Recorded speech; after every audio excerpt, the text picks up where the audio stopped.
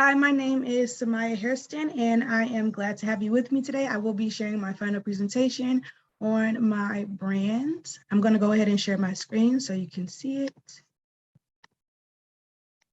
Alrighty, just getting right on into it. The name of my brand is Off Course. I tried to choose something that sounded adventurous, sort of outdoorsy, and also matched the theme of a bicycle shop. The mission of my company is to provide a customized bike purchasing experience of premium quality, eco-friendly products. And for my sales channel strategy, my idea was to open up my first store in New York, and the store was around $200,000, which I did not think was bad. I was trying to follow demand. As you can see in the bottom right chart, that New York had the greatest demand for all three categories: for recreation, for mountain bikes, and for also speed. So that was kind of a no-brainer in that direction. And then also, as I mentioned before, cost $200,000 wasn't too bad to open up my first brick and mortar store. And also my personal experience with New York, of all the places listed, New York is a place I've actually been to. I'm familiar with the demographics there, and so it just felt more comfortable. And so that is why I chose New York as my initial opening. By Q4, I did expand to 3 locations, them all being New York City, Rio de Janeiro, and Amsterdam. But it was a slow but gradual move toward those final 3. Human resource strategies included people, community, and product being my main priorities, with people creating a healthy work environment, one that the employees are excited to come to. They're shown value through compensation, with me trying my best to pay them more than industry average in all fields, in production management and in sales. And also community, maintaining a brand morale through community investments and sustainability inside and outside of the company, is making sure there is a strong love and passion for the brand, of course, itself. And lastly, product, creating an efficient production and sales system that works best for the best service and products for our customers.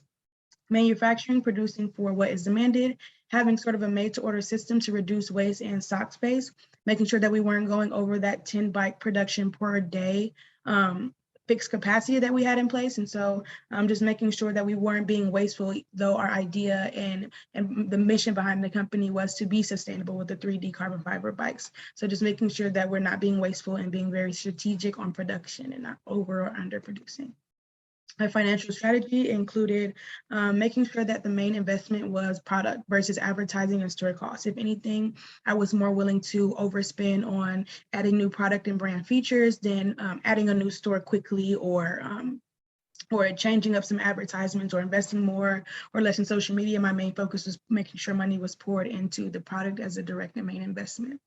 And the second idea for my financial strategy was to have no debt at all, to make sure that I was doing my best not to borrow from myself, from banks or others, so that just making sure I had that capital. And I do believe that I did a great job at nailing those goals. There was great success in the first stretch of my experiment. So this was about Q2, where I was dominating the market with Off Course, and our branding strategies were working. I was definitely excited to see that, though I did get intimidated eventually with some of the ad reviews and warnings. And so that kind of made me panic. And then performance did start to decline. So how I prepared the brand for the future? We have already tapped into global markets. We have a diverse brand and setup right now with different brand features and just all types of things to acquire so many different customers, a great reputation, and taking no losses and little to no debt. Lessons that I learned, I have a lack of financial expertise and knowledge in some of those terms, and so that was kind of a struggle for me initially. And I do have a lack of industry background. I know that I am not familiar at all with the bike industry, the outdoors, or even sports magazine industry, so that was something for me to take into consideration when I was, in my own mind, taking losses or not doing as well. It was just another reminder that I could have a deeper background of the industry.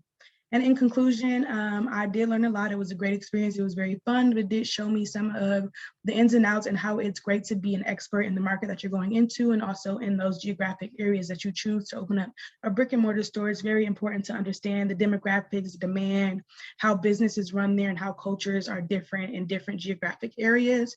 But also it made me want to learn more about 3D printing of bikes and just different products to be sustainable and to eventually take care of the planet. I believe that this experiment was very eye-opening, also very fun, and it also just showed me some things that I need to learn before I step head first into opening a business or even opening a store, to consider a lot of different things and learning a lot more than I know now.